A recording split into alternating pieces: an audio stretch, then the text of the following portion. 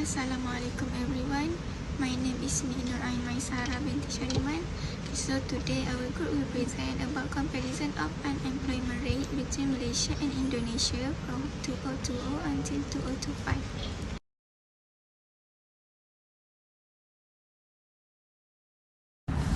Hi, Assalamualaikum. My name is Nurul Falisha Anatasha binti Muhammad Zamri. I want to tell you the objective of the study is to identify unemployment trends, to compare unemployment rates, to analyze influencing factors, and also to evaluate government policy. Okay, the first is introduction. Unemployment refers to the situation where people who are willing and able to work are unable to find suitable jobs. The unemployment rate measures the percentage of unemployment people in the labor force.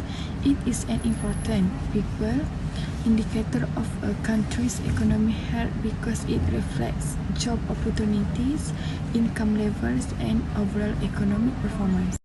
Okay, so this graph illustrates the unemployment rate in Malaysia from 2020 to 2025 based on data obtained from the World Bank. As we can see, the unemployment rate was 4.54% in 2020 and increased slightly to 4.64% in 2021. This increase was mainly due to the impact of the COVID-19 pandemic, where many businesses reduced their operation or temporarily closed, causing more people to lose their jobs. However, starting from 2022, the unemployment rate gradually declined to 3.93%, followed by 3.86% in 2023, 3.85% in 2024, and finally 3.76% in 2025. These downward trends indicate that Malaysia's labour market gradually recovered after the pandemic. As economic activities resume and business reopen, more employment opportunities become available, resulting in a lower unemployment rate over time. Okay, next. This graph shows the unemployment rate in Indonesia from 2020 to 2025, also using data that collected from the World Bank.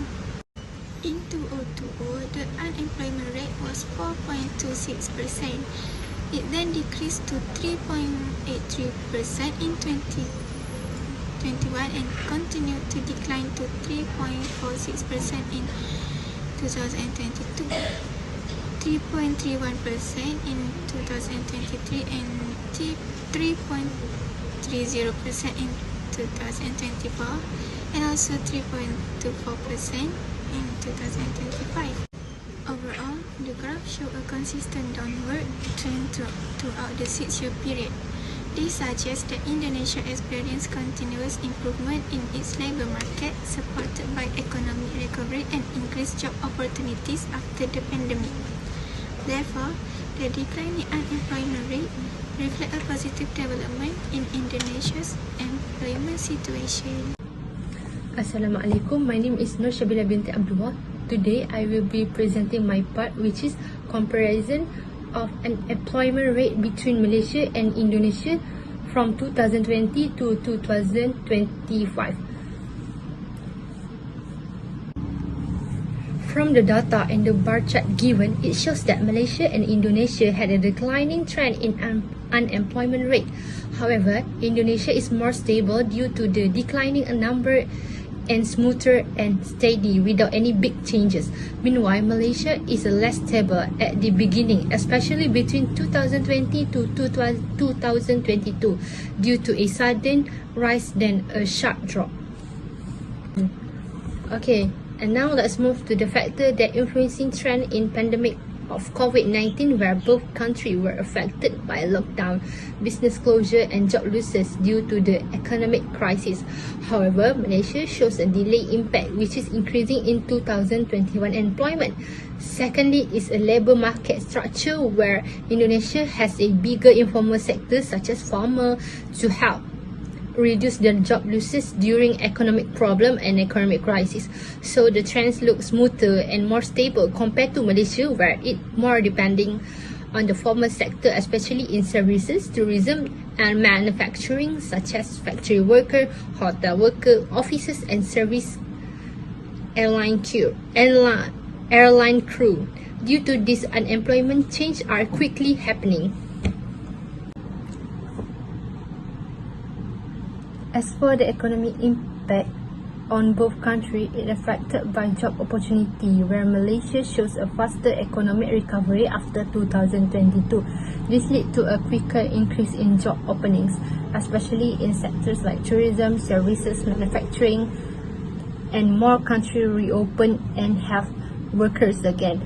So unemployment opportunities grow rapidly. Meanwhile, in Indonesia, it shows a more steady but slower improvement in job creation.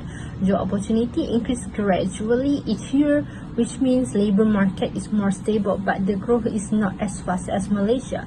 The other impact on the cost of living, where unemployment increase.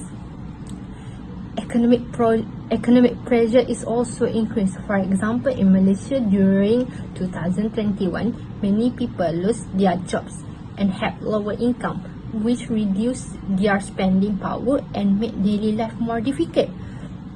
When employment is more stable, as seen as Indonesia, income level do not change too sharply.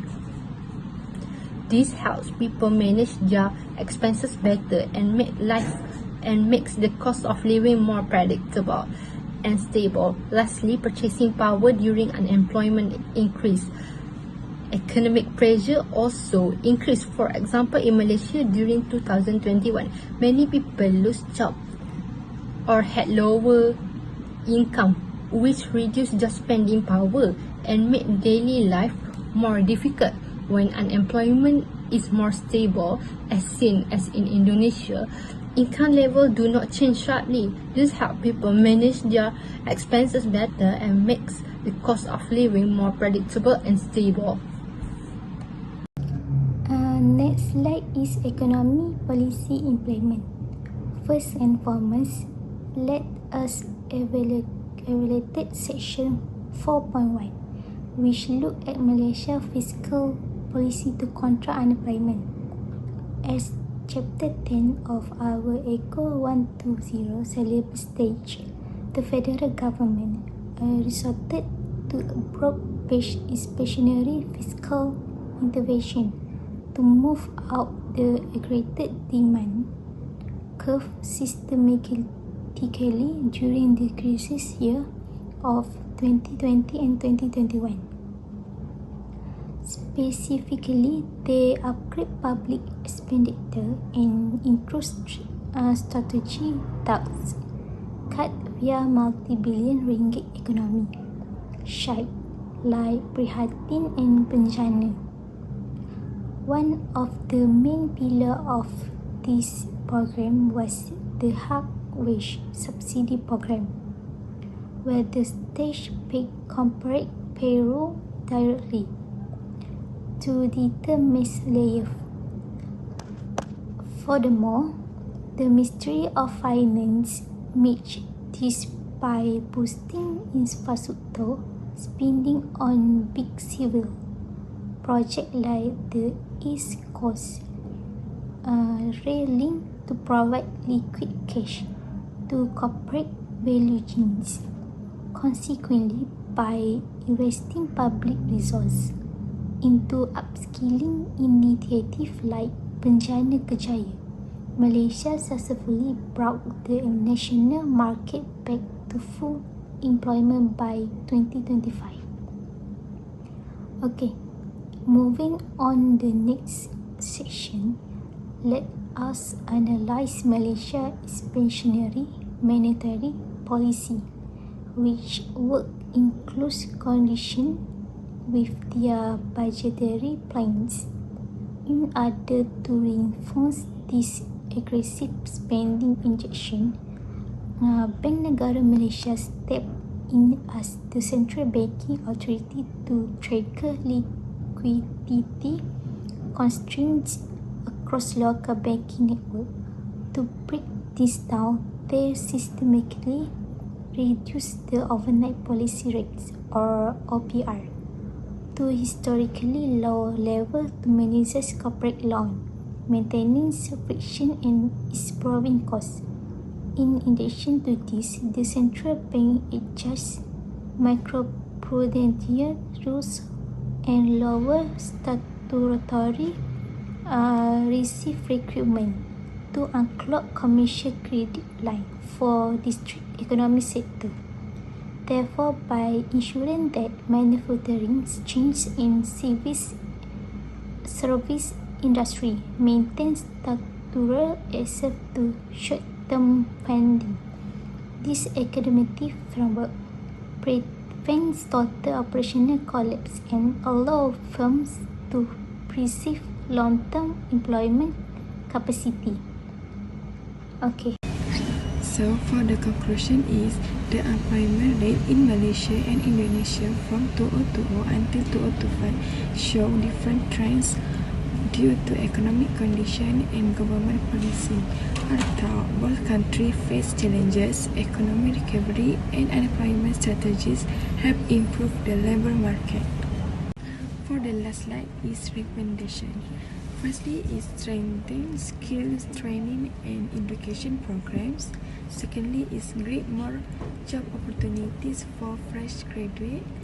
Also encourage investment and support to increase employment. And lastly is continue effective government employment policy to reduce unemployment. So that's all from me. So that's all from our group. We hope that the information presented was clear and beneficial for everyone. Thank you for your time and attention.